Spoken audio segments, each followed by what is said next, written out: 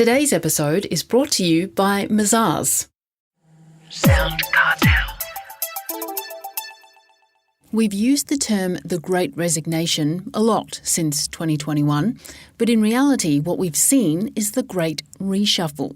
People changing jobs rather than leaving them outright. So what are businesses having to rethink in order to attract and keep staff in a hot candidates market?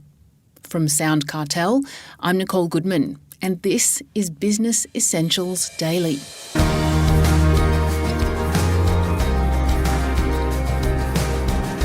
The status quo around process, how we work and indeed why we work have all been thrown into question.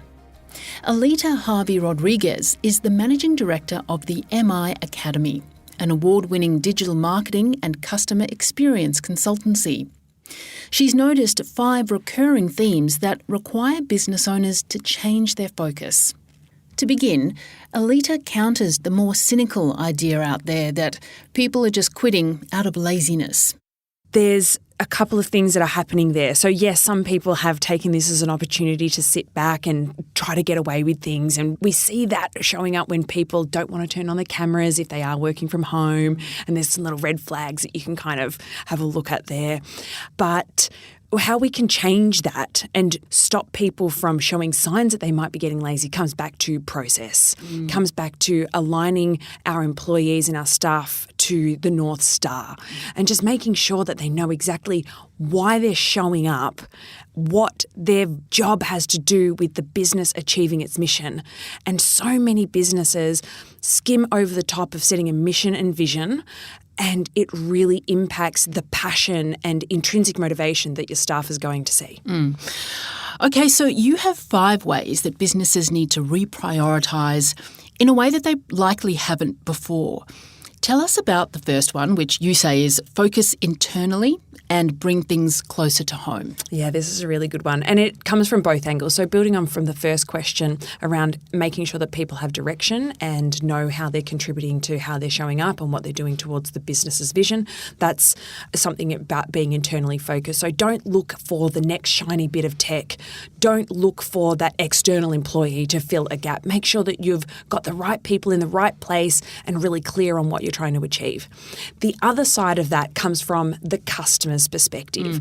Marketing budgets have been cut by about 46%. We're going to see them continuing to be cut. So we're going to have to work on customer retention. And customer retention shouldn't be something that gets left to an agency. Talking about bringing things closer to home, you need to have the skills internally so that you can develop the strategies to bring those customers back to you. Well, your second suggestion then is around strategy alignment, in particular leaders focusing on alignment of organisational strategy.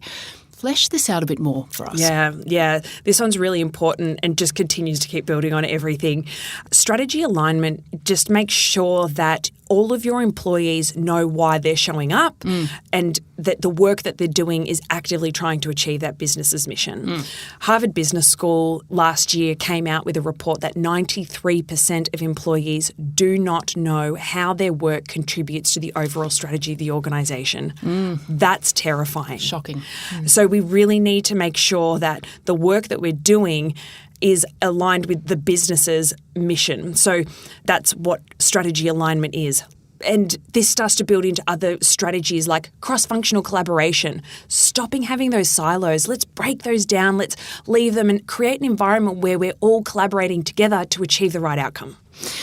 Promoting internally or succession planning is something businesses also need to focus on more. Why is that? The people that work in your business have the greatest opportunity to make an impact. And you really need to make sure you have the right people in the right roles. If somebody's not performing, it's probably because they're not doing the right job. It's not that they're not good at working. Yeah. And when it comes to promoting internally, we really want to make sure that we're giving the right people the opportunity to either move up a ladder approach, so moving up into the next level of ranking, or they're making a lattice approach in terms of promotion. How can I move and shift this person into another part of the business? Instead of, again, going in and recruiting. The average cost of recruitment is $20 $25,000. Yeah. Yikes.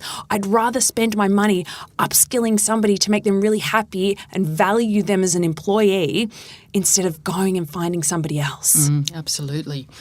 Project management and improving efficiencies is the fourth focus you suggest. This one has probably been around for a while, but why is it even more important now? Oof. It's a good one. So project management has taken a lot of different turns recently. There's been the promotion and the ignition of agile methodologies. Yes. And I just want to specify agile with a capital A. Yes. It is a methodology. A lot of businesses who say they are agile are doing something that I call fagile, fake agile. They're missing out critical parts of the agile methodology, which is collaborating and reflection. They're just so focused on delivery. Yeah, we run sprints and they think that that's project management, but there's so many things that get missed out that don't allow us to what we call failing forward. And there's this mentality that Facebook, thanks very much for bringing this one out. They call it fail fast. Most people don't have money to fail fast, and we need to have processes to make sure that we fail forward. Project management, again, if we talk about bringing things closer to home, you want to find those efficiencies, even if it's a 1% incremental piece of efficiency. We really need to take a look at those practices. The other thing as to why it's so important is a lot of businesses have gone out of small business into scale-up organizations and are taking a jump out of being a small business around that $10 million mark into being a medium-sized organization. With that rapid growth, there's not a lot of project management that happens. That also leads to a lack of strategic alignment across the business. And lack of motivation, I dare say. Again, don't know where the North Star is. Exactly. And your fifth refocus, Alita, is on another new phrase, quiet quitting. We hear it a lot lately. How can businesses encourage teams that have become disengaged? Come back to strategy alignment. Do some team alignment work. Run things like a town hall. Get your vision and mission clear. Do interviews with your staff, do interviews with your customers, and align what your customers are saying to what your team's saying are issues, and make sure that you've all got this shared vision about how you're going to, what are the incremental steps or 90-day projects that I'm going to take to achieve our 1, 3 and 5 year vision. Make sure people have ownership over the projects that they're working on. Make sure that they're intrinsically motivated. Money, although we're coming into a horrible economic climate, isn't the number one reason as to why people are putting into work. Passion has a big thing to do with it. You can stop quietly quitting when you drive intrinsic motivation. That was Alita Harvey-Rodriguez, Managing Director at MI Academy.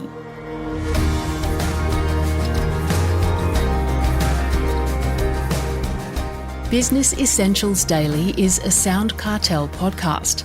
Producers are Nick Schildberger, Chris Ashmore, Jeff Waters and myself. Technical production by Pete Letts. I'm Nicole Goodman. Thanks for listening. We'll bring you more Be Daily next week. SoundCartel. This episode was brought to you by Mazars. To find out more, visit mazars.com.au. That's mazars.com.au.